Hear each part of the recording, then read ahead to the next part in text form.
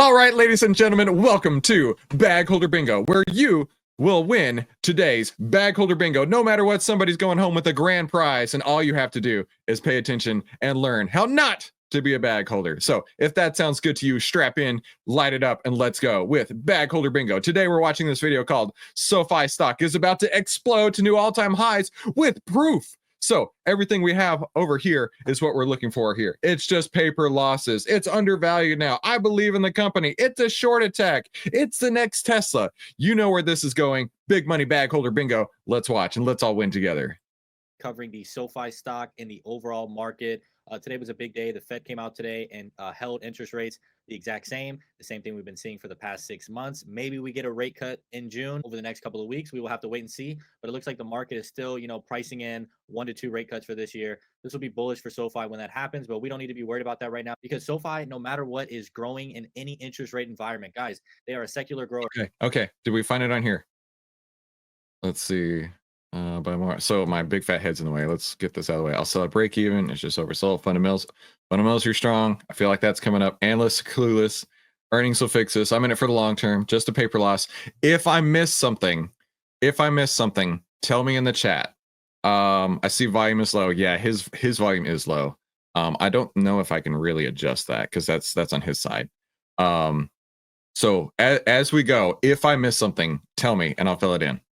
Or they are growing and taking market share away from legacy banks and other financial institutions. If you look at, the company's performance against some high level other growth names, SoFi was one of the only names to grow revenue over the past, 90 days, the past quarter. So guys, it doesn't look like any environment right now is slowing down SoFi. Q1 is one of their softer quarters and they still had really solid revenue growth, but this may be the big quarter that we've been waiting for because SoFi management, Anthony Noto CEO, is doing. Oh, wait, did he say it's a buying opportunity?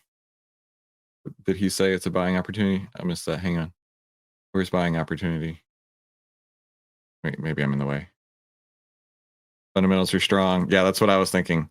All right. I'm going to go ahead and give us fundamentals are strong for sure. And once I find buying opportunity, I'll do that. Fundamentals are strong. All right. Oh, we're already going to good start. Let's go. Okay. Let's keep going. Exactly what he said he was going to do last year when he had that Q4 earnings. He said, hey, we're going after market share on Q1 and Q2 earnings. I think this is the big quarter, guys, where you see, insane member growth, insane revenue growth across the board. And then you may see them back off a little bit on the expenses, the marketing side. Okay, I found the buying opportunity. Sorry.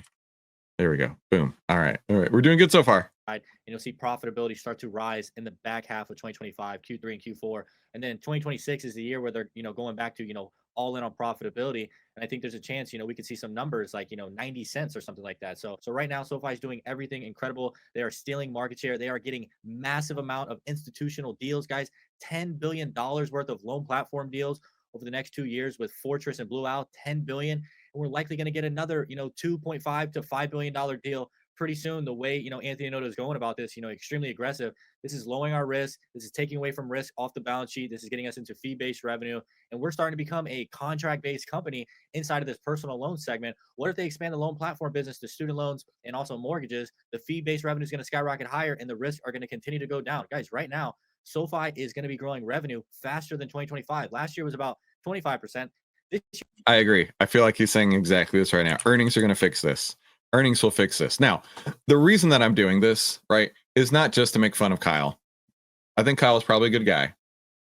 The issue, and you can hear it in his voice, you can hear it in his tone, you can hear what he's doing, is the we. Yeah, exactly. Alex picked up exactly on that we. Like he feels like he's on part of the team, which whenever you're buying a stock, you don't want to do that at all, right? All stocks are bad. Even SoFi, if you can believe it. All stocks are bad. But every once in a while, they act right. SoFi absolutely acted right for a hot minute. SoFi totally acted right. Let's go back to SoFi here. SoFi totally acted right for a minute over here, right? The problem is that when this happened and people made money, which Kyle probably made money, they didn't want to sell out. So they held it on the way down, right? Let's measure this out to get some context here. It went up, let's say from about right here to here, 161%. Dude, 161% is nothing, not too shabby at all. The problem was that you didn't get the signals to exit the trade, and it went down as much as 51% from that high. Can you believe SoFi went down 51%? I lost track of how far SoFi, 51%. Good gravy. And now from all-time highs, it's still down 26%. 26%. So Kyle, maybe, and I'm just guessing here, is still holding on to this, holding on hope that he's going to get his money back to break even, right? And you don't need to trade like that. You don't need to trade like that at all. Right now, a couple things SoFi does have going for it. It's got the 10 over the 20, prices over the 50. So the trend is up right now. For a fact, the trend is up. Let's go look over here in Outlier. Let me make this bigger so it's a bit easier to see. We do have a buy signal that came on May 8th today. We got a SoFi buy signal today. There you go. That sounds good, right? Excuse me. Oh, excuse me again. We got a buy signal today. It did get a little bit less greedy, but it looks like it might have bottomed and maybe it's starting to get more greedy. The financial sector is getting more greedy, but the financial sector breadth has peaked and is coming back in just a minute, right? So SoFi does have a few things going for it, right? And this is not all just a pick on Kyle. This is I'm gonna teach you through the method of big money Bagholder Bingo. Do you get this right? This is my objective here. Make learning fun. Make learning fun. I'll help you save time, make money, and start winning with less risk. Does that sound okay? So 10's over 20, price over 50, but it's got a couple order blocks right here. Now, what are order blocks? Order blocks are large institutional orders waiting to be filled. So they act as support and resistance. And I would bet that it's going to struggle in this area. I bet it's going to struggle in the 1375 to 1245 range for a while, right? Because these orders want to be filled. When price comes up into here, somebody has already said, get me out. Get me out. When price comes up to here, get me out. Okay. And so I don't know if it's going to push through this. It's going to be difficult. And then it's got a couple more overhead order blocks up here where people are saying, get me out. Get me out. So let's go back over to big money Bagholder Bingo. And let's continue on here. This is going to be so much fun. Like, I absolutely love this. I would love for someone to do this for me one day, because it would be like, only price pay. All right, I can't say that anymore. We got to cease and desist. Profits follow price. And Chris is so dumb. You shouldn't average down. Or you shouldn't average up. You should only average down, et cetera, et cetera. Okay, let's go. This year we're likely going to see over 30%. And what if they can maintain that another year inside of 2026? So right now, a lot of people are talking about, a legacy bank, valuation, getting a multiple as a bank. Understand why those banks get those multiples. Why would they get a PE ratio of 10? A legacy bank institution getting a PE ratio of 10, maybe growing top line revenues anywhere in the 5 to 10% range, over the course of each and every single year. And the same thing with bottom line profitability, 5 to 10%. SoFi, on the other hand, maybe growing top line revenue at 30% and profitability at 30% when it compounds faster. So that's why.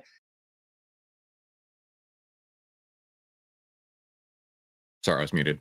I was coughing on the other end. So one thing to note is that as he's talking about all these fundamentals, all these reasons why it should go up, right? Here's the deal. Should is the absolute most dangerous word in finance, because should will watch your 161% gain evaporate. People in Tesla felt that exact move. They round tripped the entire thing. And then there's people down here saying, well, it should go back up. I bet SoFi bros are saying the exact same thing right now. Well, it should go back up. Should is not a strategy. Okay. Should is not a strategy. In fact, write that one down. That's a new criticism before somebody else. I'm gonna have to trademark this so we don't get a cease and desist. Should is, I'm writing this down, not a strategy. In fact, let me reiterate the point on this. Kyle, I hope you can hear me. Should is not a strategy. All right.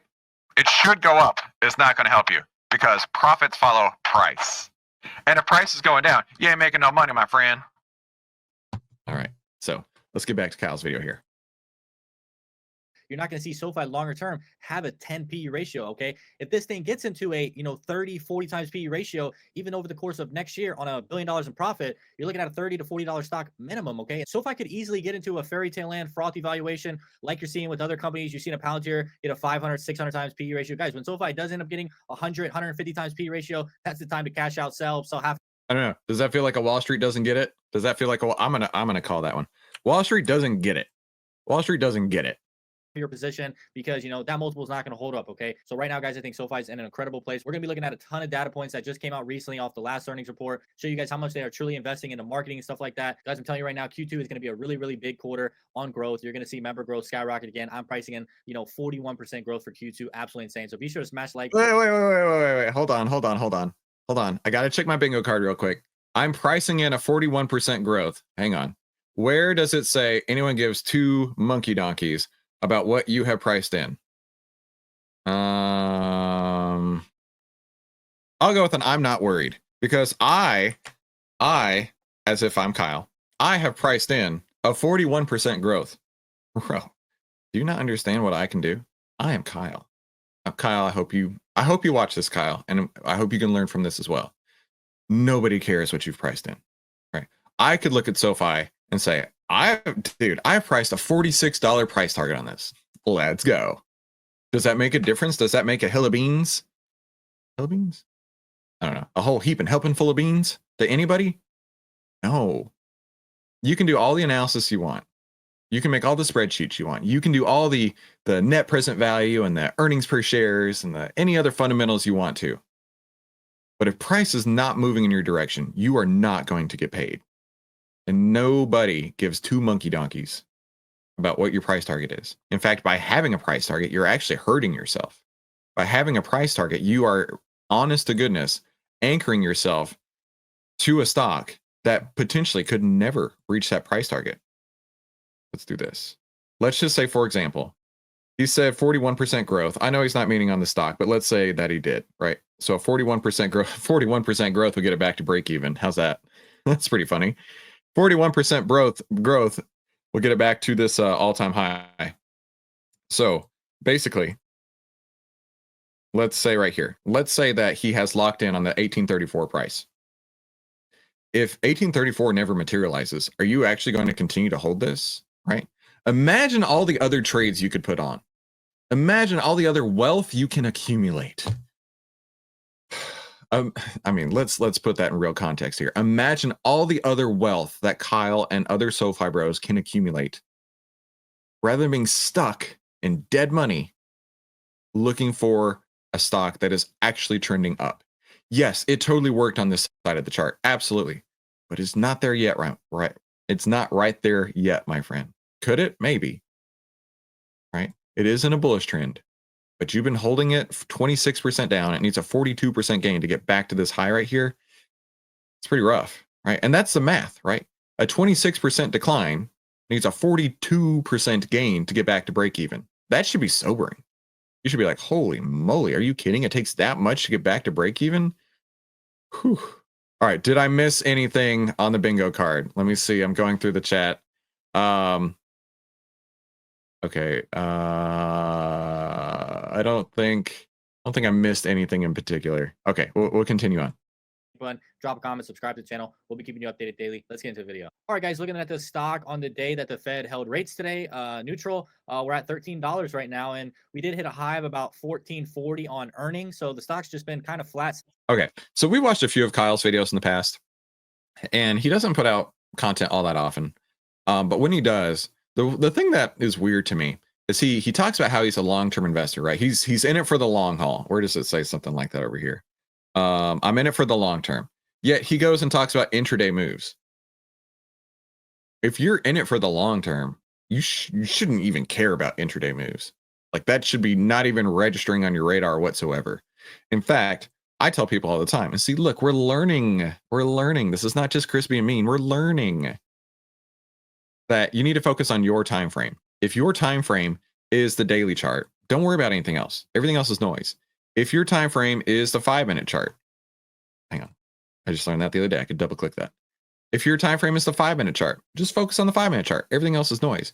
If your time frame is the 1-month chart, SoFi doesn't have that many months yet, just focus on that. Right? Don't stray from your lane. Okay. If you're only looking at daily charts, if you're only looking at monthly charts or weekly charts, focus on that. Don't get caught in the noise of something that it doesn't matter to you in your trading plan. Since that sell-off about a week ago, we haven't really been doing anything. We've just been hovering in this $13 range. I think a breakout could be coming pretty soon if we get some good news, because SoFi, the risk is going lower, the growth is going faster, the deals are getting larger. I think SoFi is an incredible value right now. You got about 6 analysts over $20 right now on the price target. I think we're going to go a lot higher from here inside of 2025, guys. SoFi is just Okay, analysts are clueless. I'll give you that one. I'll give you analysts are clueless. getting stronger and stronger every day. All right, guys, take a look at some of the data points we got come out. You can see the weighted average annual personal loan default rate. They had the difference from the last 2 quarters, Q4 and Q1. The annual default rate is going down. Look at this, guys, 4.55 for personal loans. This is their biggest loan segment, and now it's at 4.37 quarter over quarter. It's decreasing. The risk to the balance sheet's decreasing. The deals are getting larger to institutions. Everything you want to see across the board when it comes to personal loans, guys. That's why they're landing these deals. 5 billion with Fortress, 5 billion with Blue Owl. Don't be surprised if another 5 billion pops up pretty soon. SoFi is going to become a larger fee-based company, signing annual recurring contracts on their personal loan segment. All right, guys, you can see over the last quarter, Q1, SoFi added about 800,000 members. We are adding 8,800. Bro, you're not on their team, okay? And this earlier, I've mentioned this too, right? Don't look at stocks as if it's a sports team, right? I live in the Dallas area. I like I'm on the outside of liking sports. The Texas Rangers, right? That go Rangers. Dallas Cowboys, let's go. Dallas Stars, it's hockey. Right. I'm not on their team. Okay. So let's say that I went to in fact, I'll give you a great example. My younger brother-in-law absolutely wanted more than anything else in the entire world to play on the Texas Rangers. Ever since he was a little tyke, he's like, oh my God, Uncle Chris, one day.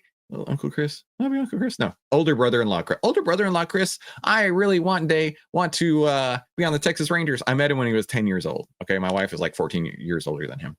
I want to be on the Texas Rangers when I grow up. And I'm like, bro, that's awesome. Do it. And so he played all the baseball. I'm telling you, he went morning to day to night, everything about playing baseball. And going to Texas Ranger games with him, when they would lose, he would be devastated. We'd walk out of the stadium and William would be like, and I love William. I love William to death. William is covered in tattoos now, by the way. And so I jokingly say he looks like he just got out of prison. They lost. And I'm like, bro, what are you doing? Why are you moping over the team you lost? But we lost. Who cares? It's just a game, right? You're not on the team. You don't get paid to go there. You have to pay to go there. You have to physically pay someone else to walk your butt down and sit on section 37, row 3, because we had the best tickets. My father-in-law, before he passed, we had unbelievable tickets. We were third row, first base for everything. It was amazing. And it's like, you're not on their team, right? Or when you watch basketball, LeBron doesn't know who you are. LeBron doesn't care who you are. Okay. I don't think wrapping yourself up in the outcome, which you never should do, and the outcome of a sports game should matter. And the same with stock trading. Don't wrap yourself up with the outcome of a trade. Certainly don't wrap yourself up as if you're part of the management team. We are going to do this. We just added this, right? They don't care about you, dude. Not at all. So it's so weird to hear. So Kyle and I couldn't be more different in our investing approach. But it's certainly interesting to hear, right? I feel like we can definitely learn a lot. In 88 members per day now, guys. SoFi is not going anywhere, okay? SoFi's getting to that point where they're really going to start hammering regional banks financials even faster and faster, and you're going to see the large, top 3 players continue to see member growth slow down even more, continue to see revenue growth slow down even more when you're looking at like a Wells Fargo and a Bank of America, guys. I mean, this is absolutely incredible growth. You can see where SoFi is spending all their money. They're spending it on marketing because they believe they got the best brand, the best products, and everything is working out perfectly right now. And here's a big segment that you guys have been waiting for. It looks like SoFi has finally got their credit card defaults under control. They continue to go down, and you can see they continue to put out more credit cards. Total credit cards, Q4 2024, 328,000. Q1 2025, 349,000. So they are stepping foot on the gas for credit cards. This is exactly what you want to see. This is going to be a massive money-making business. We want to see this get to 1 million cards in the future. They need to really start to ramp up. Maybe we'll see, 50,000, 100,000 quarter over quarter pretty soon. But this is a big money-making segment that they've been losing money on for the past couple of years, over $100 million with invest and credit cards. Hang on. It's a big money-making segment that they've been losing money on over the last couple of years, over $100 million. Feel like that was a bit of an ironic statement. If they get that under control, you're going to see the profitability and bottom line for SoFi continue to expand even faster. All right, guys, this is going to be the most important part of the video, guys. This is a post that I put out. It got 9,500 views. I was trying to get 500 votes. We got 400 votes. Listen to this, guys.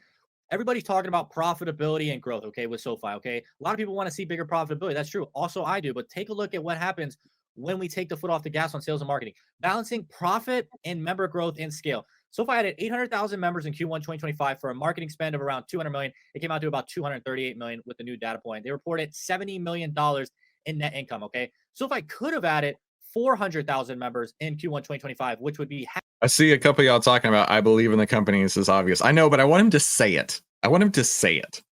half for a marketing spend of around $100 million. With the data point that just came out, it would have been around 115 million. They would have reported 100 and You know what? Dormuth nailed it right on the head. You nailed it exactly perfectly right on the head. Fundamentals are perfect for YouTubers because you can yap all day about nothing and look smart. That's such a great point. Such a great point. $70 million of net income profitability if they had decided to add 400,000 members a quarter. So why isn't SoFi doing that? Okay, SoFi is just looking for long-term growth. They are sacrificing short-term 170. Here we go. I'll go with that one. I'm in it for the long term. Long-term growth. They're sacrificing short-term growth for long-term growth.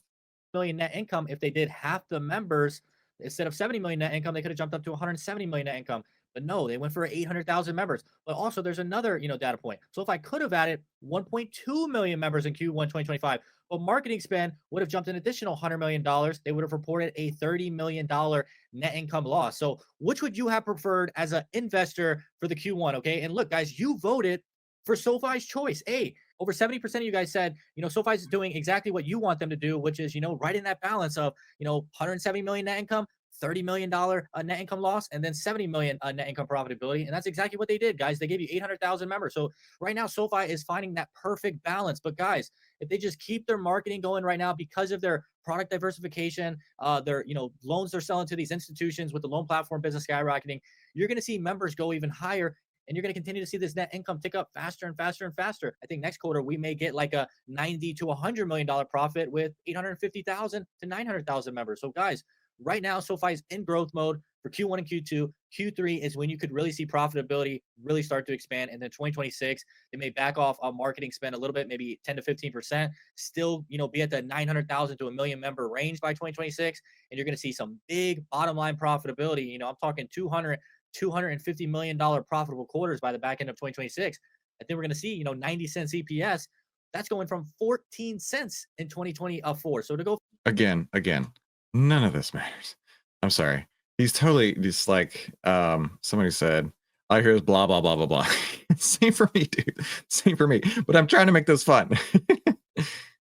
from 14 cents to 90 cents would be absolutely incredible, guys. Yeah, Ben, I was thinking that too. I feel like he's getting at it's the next Tesla. I feel like he's also saying it's the next Tesla. I agree.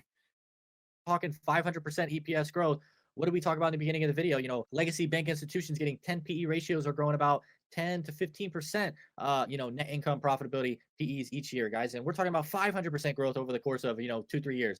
Absolutely insane what SoFi's doing. You voted on this. You said SoFi's doing exactly what they need to do, balancing profit, member growth, and scale. So guys, we need to be happy because we're getting profitability. Guys, we need to be happy. We are hitting profitability. Bro, unless you work there, I don't know why you're talking like that. And we're stealing all the market share right now pretty fast. Now, what do you notice about these four businesses, Q4 to Q1 seasonality? We know SoFi's Q1 is one of the softest quarters that they put out inside of the market. And look at this. If you take SoFi, Upstart, Lending Club, and Hood, look at the revenue growth quarter over quarter. We're not looking at 12-month data points from Q1 2024. I don't care about what happened 12 months ago. I want to see what's going on quarter over quarter because the macro is shifting. Oh, hang on. I'm going to give that one. It's just a paper loss. That's just a paper loss. And I feel like we also missed, I believe in the company. Yeah, for sure. Because of tariffs.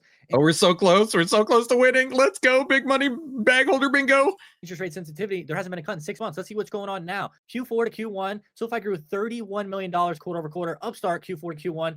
negative $6 million quarter over quarter. This is a company that's been getting the fintech multiple, 7 to 8 times sales over the course of the long term. Lending Club, Q4 to Q1, $0 million quarter over quarter jump. And then Yeah. So Ween, perfect point. All the fundamentals he's preaching, good gravy. It's not gosh, it's good gravy. Okay. Or what in the wide world of sports? Gosh is not allowed. It's good gravy or what in the wide world of sports. Okay. So to Ween's point, there are 4 days a year where quarterly earnings come out. 4 days a year. So the other 89 days a quarter, basically the other 99% of the time doesn't matter. That's so dumb to me. I can't wrap my brain around somebody. And now, granted, I think Kyle probably is a great guy. We could probably share a Guinness together. But I cannot wrap my brain around somebody who makes a choice once a quarter to invest or not invest. And the other 89 days out of that quarter, they just don't do anything. They just hope for the best. Dude, I mean, so much can happen, right? And so much can happen. And that's why you use the outlier trend template, right? When the 10 period EMA is over the 20 period EMA and price is over the 50 period EMA. So let's look at the last few times that earnings happened, right? So you've got this earnings period right here and this earnings period right here, right? Now, between these 2 points, betwixt these 2 times, what happened? What happened betwixt these 2 times? Went up 39%. That's actually pretty outstanding. 39%. So between the next 2 earnings, it went up. It definitely went up. I'm not going to give you that. I'm not going to give you the benefit out there. It definitely went up. It went up all the way. I'm going to have to move the scale. That's how much it went up. 71%. Now, receipts are on YouTube. I said, do not buy, do not hold through earnings. And then what happened? Immediately after earnings, crashed down to the next earnings date, which is here. So it went down and then ended here, down 26% since earnings, right? So this one did really great. This one did tremendously great. This one, not so much. Not so much, right? So that's what I'm saying is that if you're making your decisions once a quarter, you could either be up 71% or down 26%. Right? There's a lot of life that happens in between these 2 points, right? That's like getting pregnant on day 1 and then immediately having the baby 90 days later and having not gone through anything and be like, oh, cool, this is sweet. Certainly, I'm not getting pregnant. I don't believe in that. I ain't doing that. No way. But to have nothing in between points A and B and just hoping for the best, dude, what did I just learn? Should is not a strategy. Should is not a strategy. Robinhood, $1 billion to $927 million, an $87 million decline quarter over quarter because crypto volumes really contracted a lot. So look what's going on in the seasonality, Q4 to Q1. SoFi is showing its muscles. It's showing the member growth, 800,000, while also spending $230 million on marketing and giving you some profitability at about 70 million plus, growing revenue top line 30 million quarter over quarter. I think Q1 to Q2 is where you really see the big jump. I think SoFi is going to, push over, $70 million quarter over quarter jump while getting off of that balance sheet risk, expanding out the loan platform business originations to maybe 2 billion plus. All right, we're almost at the end of the video. So what I want you to do is tell me if I missed anything in the chat. Also, be sure you put hashtag outlier in the chat because somebody's going to win. Somebody's going to win big money Bagholder Bingo today, for real. And I want to look at some of your stocks in the chat. So make sure you tell me if you're looking at something like SoFi Long or Google Short, whatever. Go ahead and do that in the chat as we wrap this video up here with Kyle. I want to get a bingo. We just hit about 1.6 billion. Absolutely incredible growth and scale that SoFi is showing right now. And take a look at this, guys. We got breaking news that just came out today. Website traffic, it's second highest in company history. So marketing's not slowing down for Q2 because we just saw April data come in, guys. 21 million website hits. Look at this Q3. They put out 48.4 million. Q4, 48.5 million traffic. Q1, 56.4 million traffic. And then if you look at what they just did in April, they're looking at 63 million traffic. If they can just maintain this 21 million, that'll be another 7 million jump quarter over quarter for website traffic. So it looks like SoFi is already putting up the same type of numbers that they put up during TGL season, January. This is definitely market manipulation for sure. In February, guys. So absolutely insane growth. It looks like the NBA marketing right now is doing just as well as the TGL. Yes, I'm sure the NBA marketing has so much to do with how great the stock is doing, right? That's because it must be, hang on. Hang on. I know there's two I'll buy Morris on the dips. I was gonna give you undervalued now. I don't know. Maybe he'll say it. Golf and TGL Golf might have been even more expensive. Remember, they've already done the NBA marketing through the playoffs, with Jason Tatum and stuff like that. So maybe you're gonna see customer acquisition costs tick down in Q2, maybe from 295 was where. Oh yeah, Corey, you're totally right. He definitely said it's gonna bounce back. So that means, come on, paste, baby. Paste there. We won! Oh, look at that. We won big money Bagholder Bingo. Let's freaking go. Whoa, I need some like cheering music. Hang on. I know how we can celebrate this. Get ready for this. Are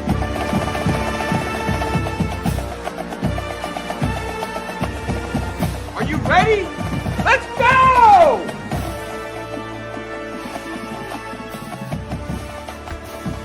Respect is earned. Respect is never given. That's right. Next week starts Outlier University, and I'm so stoked about this. Tuesdays and Thursdays, 3 p.m. Eastern time, right here live on YouTube. I'm going to teach you literally everything that I know about trading. There are people who charge $84,000 a year. They're also YouTubers, and they charge $84,000 a year to teach way less than what I give away on my free YouTube videos. So if you think that you're going to do even better with Outlier University, I got to tell you, it's going to be amazing. Outlier University is going to change lives. Outlier University is going to fundamentally shift how the market works because you are going to learn exactly everything that I know. Now, who am I? I am just a random guy on the internet. But my name is Christopher Uhl. I've twice been awarded top 100 people in finance. I was mentored by 5 of the market wizards, and I've been successfully trading since 2009. And this is where outliers like us, you and me, save time, make money, and start winning with less risk. And we're going to be doing that starting next Thursday on Outlier University. I'm so stoked. We have 9 gentlemen who are committed, ready to learn. So they will be here live with me. And you get to watch every single video for free here on YouTube. I'm going to call that an $84,000 value, and I cannot wait to change lives. This is going to be amazing. This is going to be amazing, Corey. Yes, random guy, Chris. Finger snap. So, all right. Somebody won big money Bagholder Bingo. Who was it? Let's see. Let's see who won big money Bagholder Bingo. Let's see who won big money Bagholder Bingo today. Oh, wait a minute. I was entered. I don't need to win that. If I win, we'll redo it. Brian H. Everybody in the chat, pay respects to Brian H. by typing Brian H. in the chat. Congratulations, Brian H. Do me a favor.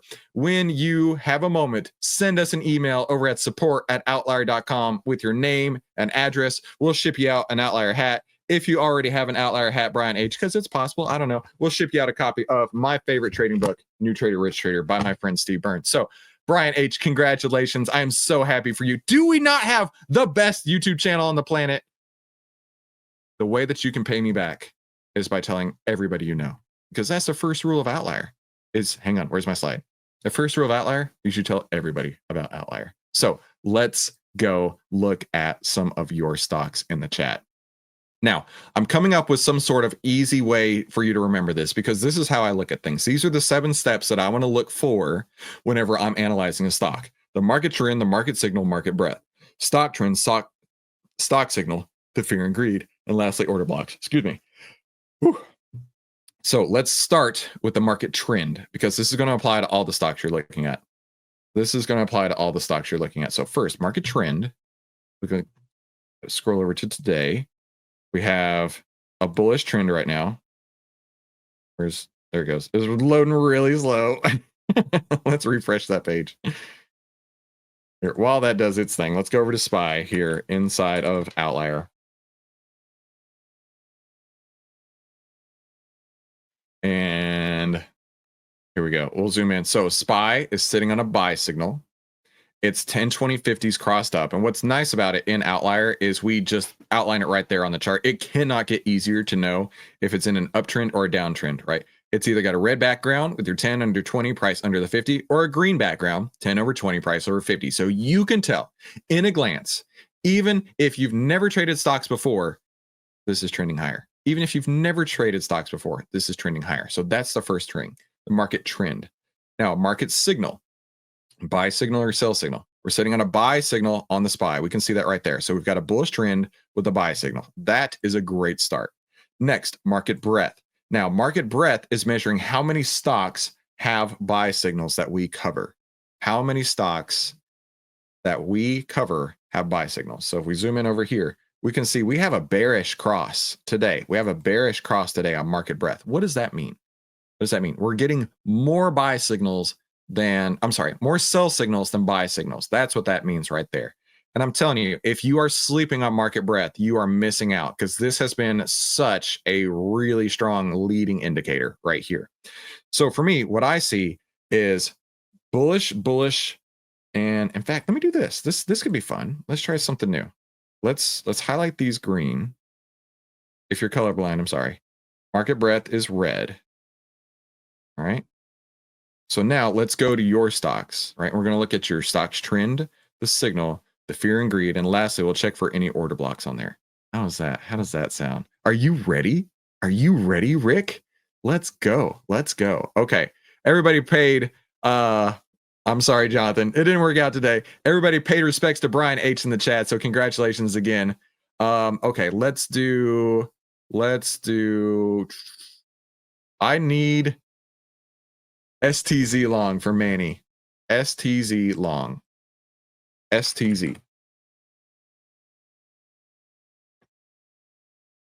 All right, let's look at STZ. So STZ, let's go through this together. Right? Stock signal, a buy. Okay. One of our soccer players. So I coach my son's 10-year-old soccer team. One of our players, his name is Abai. So every time I hear Abai, I think of Abai. Okay, so we got Abai. We've got stock trend, then stock signal. Okay. So the trend is green. So 10s over 20, prices over the 50. We've got a buy. Okay, that's looking good. Fear and greed. Let's look at fear and greed. Fear and greed is getting more greedy. That's exactly what you want to see. It's continuing to go up. It's at a slow pace, but it's continuing to go up. Now, the heat map for the staple sector has peaked and is contracting. The breadth for the staple sector, that's also contracting. So that's not so great to me. Should add those on here as well. Hang on. Let's do fear and greed for sector. Yeah, I know this is looking ugly. Give me a break. I haven't formatted it yet. And then sector breadth. Okay. These are the things that we got to add to this too. By the way, I do this live in case you didn't notice. No cuts. No cuts. Cuts are for the weak. Cuts are for those other YouTubers who don't know what they're talking about. I know my shit. All right, going to this. So here's what I see. I see market trend, market breadth. So stock trend, stock signal, fear and greed all look good. So we're going to mark these green for you. I don't know. I needed to have a faster way to do this. I need to have a faster way to do this, but we'll go with this for now. Those are green. And then fear and greed for the sector and the sector breadth are both looking red. Both looking bearish to me. Okay. And then lastly, see, I tried to make a mnemonic here. The smart bias takes signals, but then I forgot to add those two in it. So then let's look at order blocks. Order blocks. We talked about those earlier. This is STZ. STZ. All right. Actually, your order blocks are really good on the chart. You have bullish order blocks, right? Order blocks that are underneath the current price to help give it some support is what you see right here. Now I got to clear my throat so hard. Okay. So this is looking good. Constellation Brands right here. So that's going to make it green because you don't have any in the way. You actually have some acting as support. So here's what we got. We've got 1, 2, 3, 4, 5, 6 parts of this that look bullish. You've got 1, 2, 3 parts that look bearish. Now, I won't give that a strong buy. In fact, where's my little buy thing right here? Where's my little buy and sell? Here we go. I won't give that a strong buy, but where'd they go? But how would I rank this? If we have 1, 2, 3, so there's 1, 2, 3, 4, 5, 6, 7, 8, 9. If there's 9 criterias, 3 of them are red, I would put that at weak buy territory. I would put that in weak buy territory. Is this helpful? Is this helpful? Because what I want you to do is I want you to feel competent enough where you can log into Outlier, you can look at these handful of things, and you can say, okay, I want to see this, this, this, and this, and this. If I don't have that, I don't want to trade the stock. Or if I do have that, it's not a strong buy. It may be a weak buy. Maybe it's a neutral, right? If it's split 50-50, that'd be a neutral. If it's more red than green, it'd definitely be a weak sell. So this is a weak buy right now. Okay, you guys are saying this is helpful. Very cool, very cool. Okay. Because this is what goes through my mind. When you ask me to look at stocks, this is what I do, right? Market trend, market signal, market breadth. Yeah. Hang on. I know the formatting looks terrible. I'm sorry. Hang on. Let's try and clean it up real quick, right quick, without losing everything. Trust me, I will have this way more better by the end of the day. This is such hot garbage formatting right now. There we go. It looks like a Christmas tree that got ran over by a reindeer. Yes. Grandma didn't get run over by a reindeer. This Christmas tree did. Let's go to the next one. Somebody, hang on. Somebody asked about something. It was Elf Beauty before selling. I forget who said it. Apologies. I'm looking up through the comments to try and find it real quick so I can give you credit. Hold tight. One more second here. Maybe 3 more seconds here. I want to give you credit. You deserve the credit. Okay, I can't find it right now. But what I was trying to see was Elf Beauty before earnings. So let's go to Elf Beauty, which is a Jeremy stock. No, thank you. But let's look at it. ELF.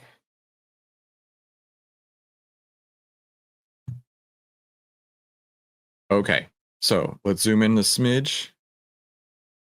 So let's go through this again. Let's clear these out. Start at blue. Well, actually, market trend, market signal, market breadth, they're going to be the same no matter what. So we'll leave that. They'll be the same. You start from a top-down approach. All right, stock trend. We can look on here. Stock trend, 10 over 20, price over 50. That's a good start. We'll make that green. Make it green. Okay, stock signal. Sitting on a buy signal. All right, good. Let's make that green. Next, fear and greed. All right, so the fear got really fearful. Look at this. At 4.8% in February. And then it's been getting a little bit less fearful for a while. And now it's finally moved into greed. Like, look how long it was sitting on fear. Now it's moving towards greed. That's what you want to see right there. Is when it's moving up from 50, 54, 59, 63, 66, 68. So yeah, that's looking sharp. So fear and greed definitely will be bullish to me. Fear and greed for the sector. All right, for this sector, the staple sector, it's gone up, it's peaked, it's contracted a smidge right there. I'll make this. I'm still gonna make it red. I gotta stick to my guns here. I'm gonna make that red because it's not growing, it's shrinking slightly. Sector breadth. All right, so sector breadth, no doubt, hands down, sector breadth has crossed. This is absolutely bearish sector breadth, no doubt about it. So let's make that red. And then lastly, order blocks. Any order blocks for this one? So, we already got it right here. No order blocks in the way. So here's the thing. I actually do like to trade up to earnings.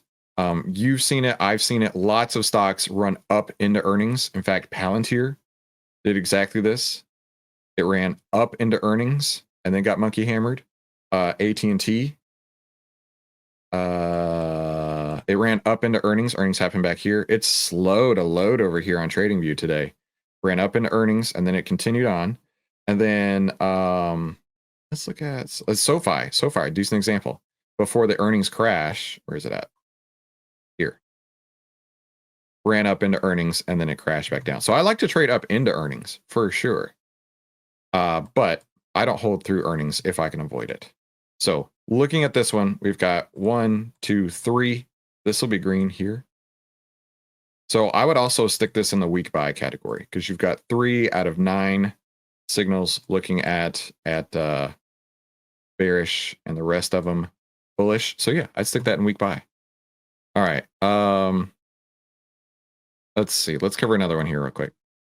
Let's see. Who's got one for me? I'm looking in the chat. I'm having to scroll up for a while. Everybody paid respects to Brian H. That's really cool. Let's see. Carol Catherine wants to look NVO long. NVO.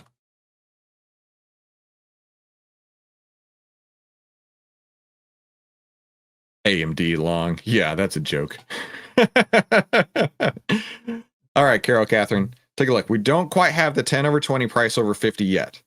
Right? We don't have that. It looks like the 10-20s cross, but price is not over the 50 just yet. So going back to this stock trend, we're going to write that as red because we don't have a green on it yet. Stock signal sitting on a buy. That's what we want to see right there. Next, fear and greed for the stock. Getting less fearful, more greedy. Boy, I tell you what, that was real fearful. Down at 6, 8, 11, 15. Coming up here. Fear and greed for the sector. Oh, wait, this is working. This is working. Fear and greed for the sector. Actually is contracted and is pulling back down. Fear and greed for the healthcare sector is actually coming down. And then sector breadth is coming down as well. Did I miss anything? Stock signal, fear and greed. Fear and greed was going up, right? Yeah. And then order blocks. Let's double check for any order blocks on NVO.